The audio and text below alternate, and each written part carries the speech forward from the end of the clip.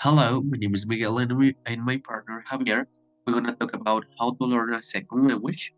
This is based on a different theories, and I'm gonna talk about, or I'm gonna explain you, give you a short definition about different topics, different aspects. For example, phonetics, phonology, semantics that you need to take into account when you are teaching or you are learning a second language.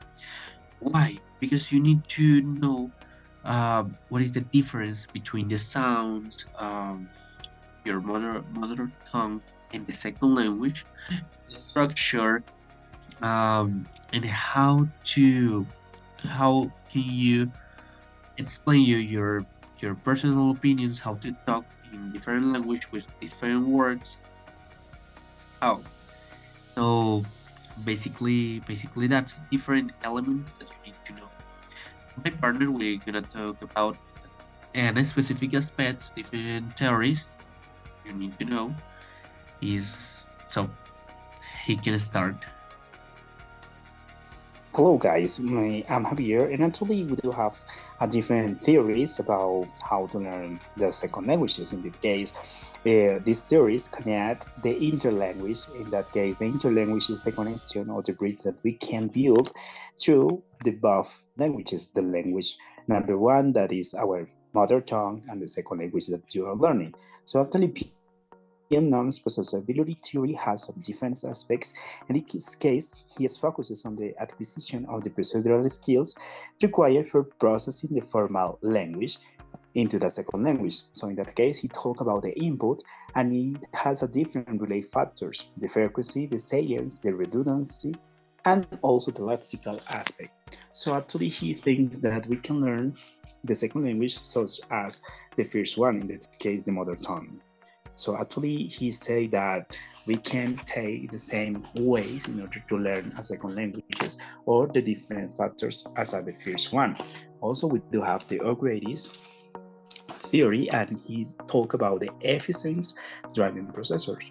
Present it say, or he tell also in the theory that our brain works like a PC. So it means like a portable computer, because in the computer you can set up a different programs, softwares in order to make a function also, or in order to have a specific function. So it's the same, but it's not the same. Of course, I'm not agree with that, but he say that we have like a processor in our brain.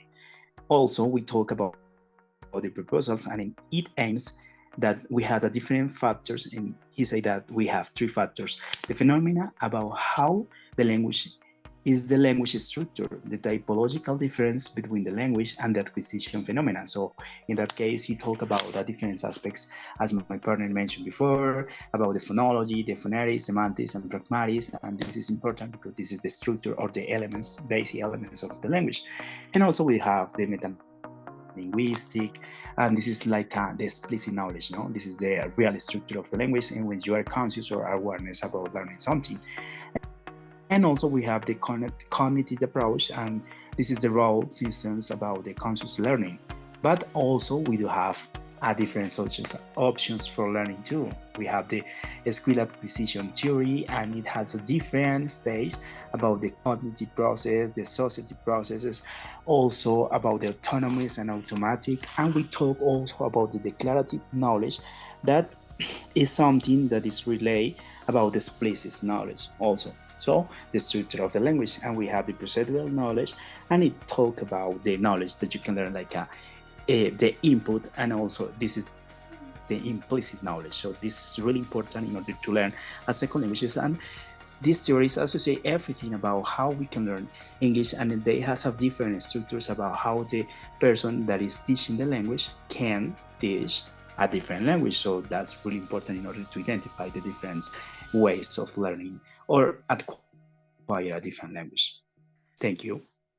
That was all. Thank you so much.